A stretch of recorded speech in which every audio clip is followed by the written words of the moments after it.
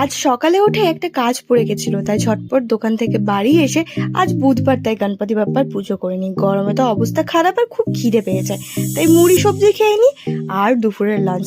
তারপরে একটা ঘুম দিয়ে সন্ধ্যাবেলায় সন্ধ্যা দিয়ে মায়ের বানানো বেলের শরবতটা খেয়ে নিই।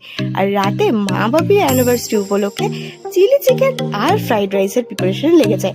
আর এইদিকে সকালে গেছিলাম বাজার কিছু জিনিস আনতে, সেগুলো তো দেখানোই হয়নি। এ তো বেন্টো বক্স, বেন্টো মোল্ড, তারপরে কেকের বক্স, কেকের জিনিস যেগুলো থাকে, কেকের বেস, এই সমস্ত জিনিস কিনে নিয়ে এসেছি। তাই ভাবলাম তোমাদেরকে একটু শেয়ার করে দিই। এগুলো সব ছোট 1/2 পাউন্ড 1 পাউন্ড কেকের বক্স, তার সাথে কিছু মোল্ড, বেন্টো মোল্ড এই প্রথমবার আমি নিলাম, আর বেন্টো বক্সও, তার সাথে কিছু বার্থডে ট্যাগ, এইসব জিনিসই নিয়ে এসেছি। তারপরে রাত্রেবেলা মা বাপির কেক কাটার পালা।